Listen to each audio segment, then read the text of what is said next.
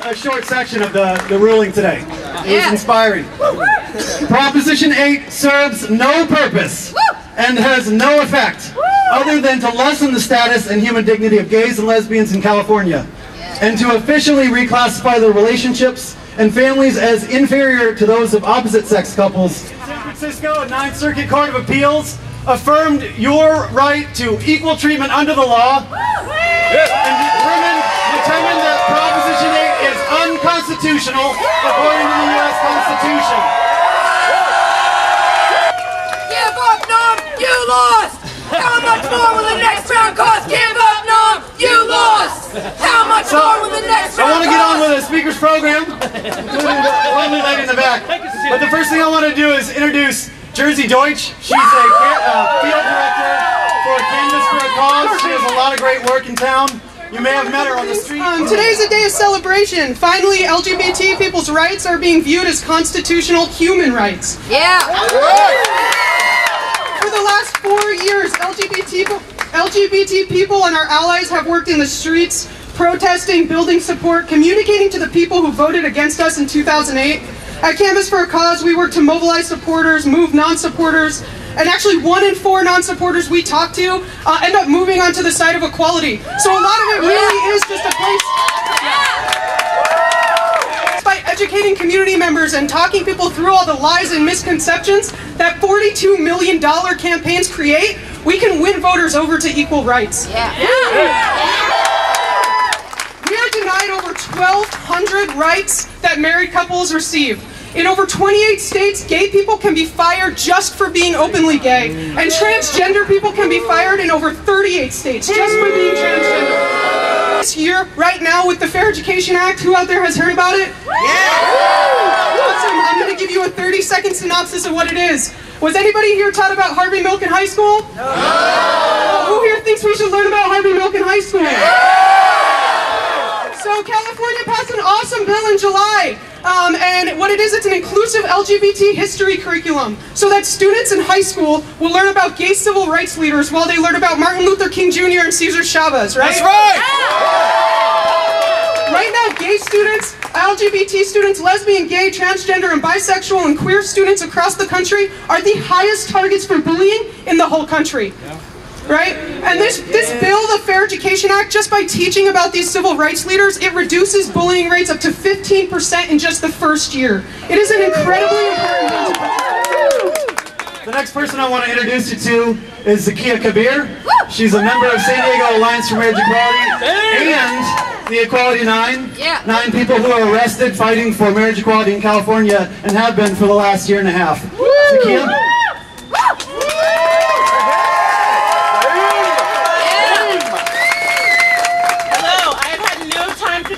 This happened so quickly, we turned it around, and so I have 3 things I'm going to try to remember to tell you about.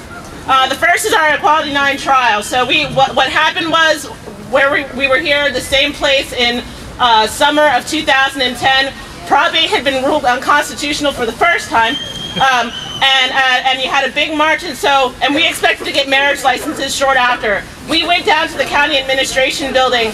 We asked for marriage license. We were not allowed into the office itself, and so we sat on the floor and we were arrested for it. So that's the short story of what we did. Our fight continues a year and a half later, but I'm happy to be here with you today. My second thing is that both members of SAME, CFAC, the Equality 9, we had gotten to the Center, Pride, etc., had gotten together and sort of informally talked about what we would do on the day of decision. We hadn't come together with a really great plan yet when this came about. But yesterday, I want to just give a little shout out to Sean. We thought it was really important that we have a public expression, whether it be joy or rage, that we should have a place for the community to gather together in order to express ourselves. And Sean made it happen yesterday. Answering phone calls, bugging me at work. And I want to give him credit for that. And then the third thing, so the next, on the marriage equality front for California, the next thing that's in front of us is the Supreme Court. And many people think that that's a time to sit and wait for a decision to come on high. But I say, and many people agree with me, that some of the greatest Supreme Court decisions that have been made, that have affected our lives, did not happen in a vacuum. The Supreme Court does not live in a vacuum. There has to be a movement on the ground. There have to be people demanding their rights in every single way that they can. So that's part of this legacy today. We will be part of the people who fought and made it known that it's not okay to take away people's rights, and people care when rights are when same-sex rights are had forever. Escucha, estamos en la lucha. As I am, my name is Sean Bohack. But I wanted to give you, to follow up on what Zakiya said real briefly. There is still a long process ahead of us with this Supreme Court struggle in California. And so just for our state now, we're looking at least 1.5 to 3 years before we're going to realize some of the equal rights that were granted to us in name today. So we need to keep loud and keep present in the community and make sure we put pressure on leaders, both in California and other states.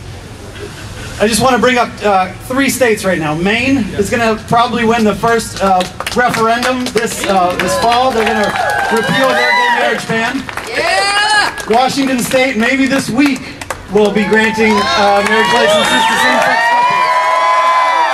couples. With these other states, because we've got something to do to make sure that it happens here in California. I want to introduce Michael Anderson. May 27, 2009, the day after the California Supreme Court upheld Proposition 8, 25 San Diego Alliance for Marriage Equality members sat in and occupied the San Diego County Clerk's office. Many times that number came in to support us. Years later, and numerous court decisions in favor of marriage equality, including today's decision by the 9th Circuit Court, are taking direct action has been justified.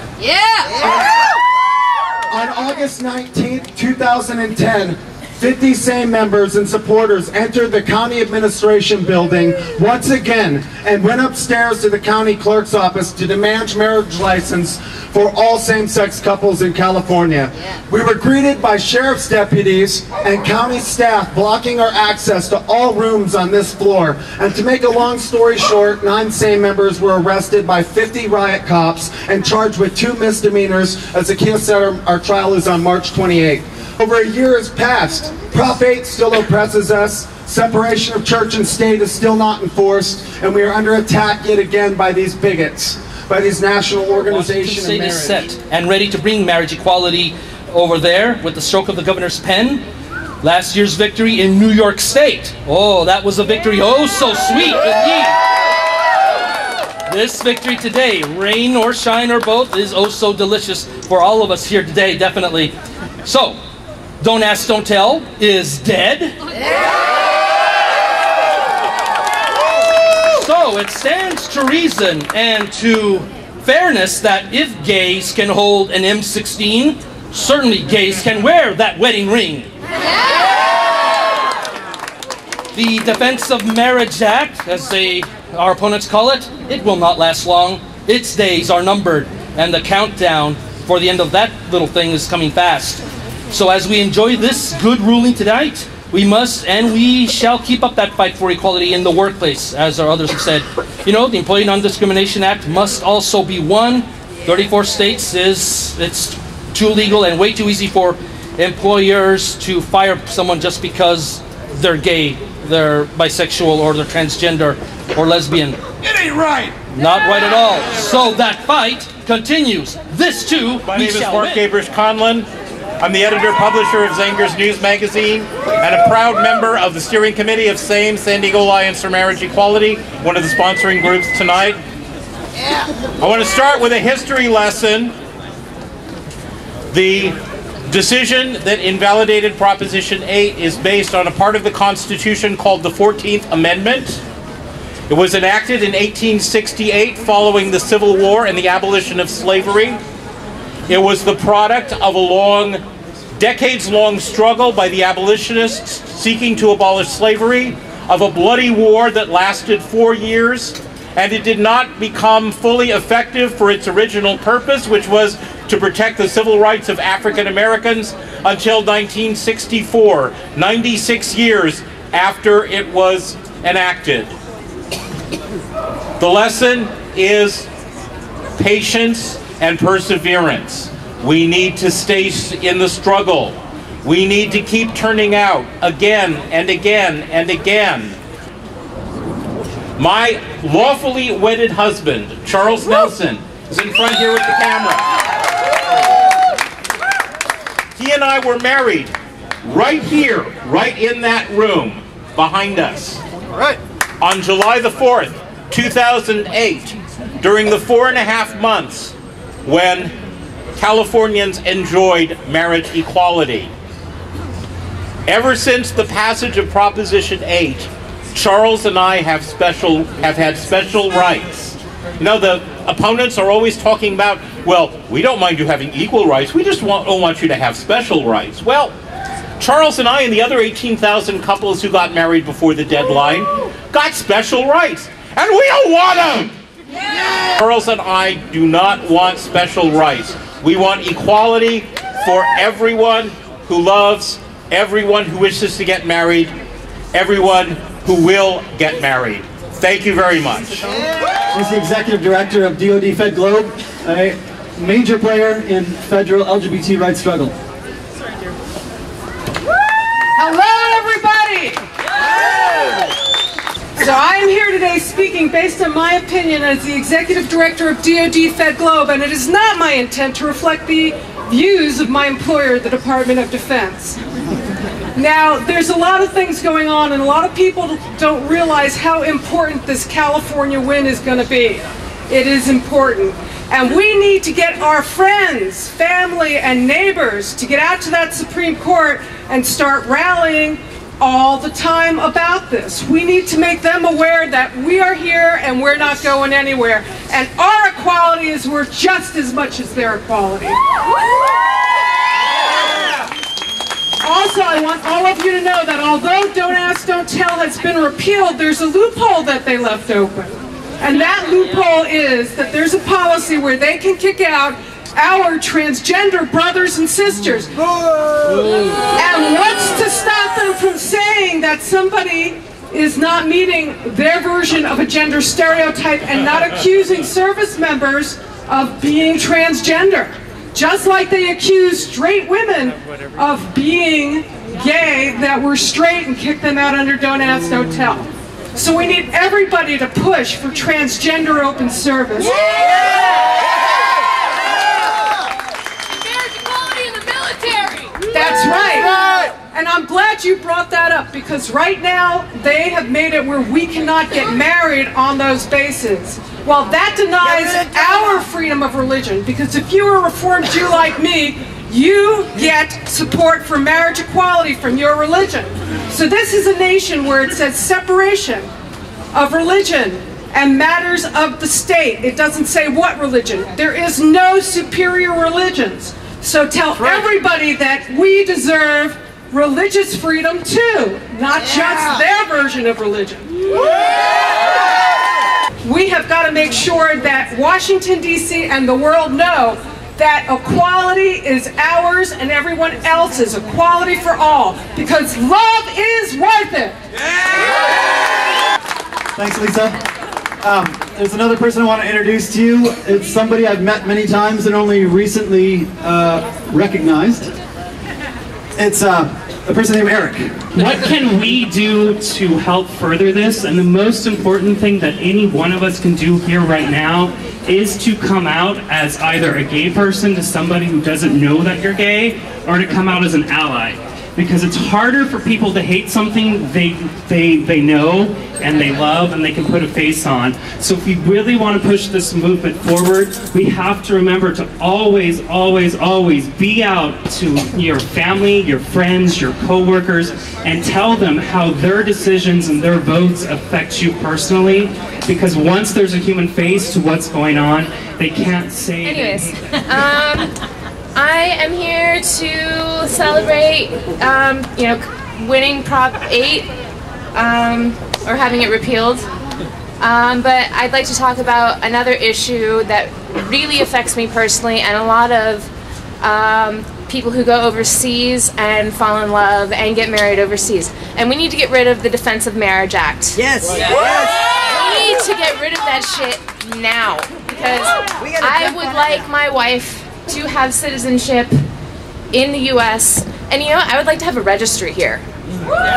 Just saying. I like free stuff. So we need to get rid of DOMA because there are so many couples, especially with people in the military, who go overseas, meet someone, fall in love, get married, have it legally recognized over in that country. My marriage is legally recognized in Germany. I have free healthcare there. Unfortunately, I can't afford to live there. And my marriage is not recognized here. We have absolutely no rights here whatsoever. You should see my wife's college tuition bills. It's ridiculous. So let's get rid of DOMA. Let's get rid of DOMA now! Hello everybody, my name is Jason Watson. I am a straight ally. I'm talking to you right now. Basically, I'm affiliated with so many different groups and so many different projects. I'm not going to get into all of them. But right now I'd like to speak on behalf of queer youth. Specifically, I graduated from Scripps Ranch High School in 2010. I was the president of the Gay Straight Alliance there. And I just wanted to take a moment to say that it's really important. I know Zakiya and Sean mentioned the work on the Fair Education Act. It's very important that you guys get involved and help out with that effort to defend that. I can't tell you how important it is to have different examples such as today's court ruling, also pieces of legislation that help youth feel supported. During my time as president of the GSA at Scripps, I was able to see a lot of different transformations in members of the GSA. I got to take them out to Pride, I got to take them out to different protests, and it really helps to, you know, you can see it on their faces how supported they feel when they see those kind of things, when the court decisions come down, when people get out and start defending things like, you know, simply as teaching about gays in school. I mean, that really goes a long way. I know I know Campus for a Cause quoted it at 15%. I personally believe that it probably would be even more.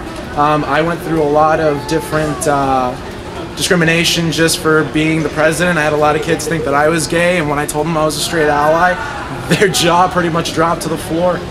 So just wanted to make sure.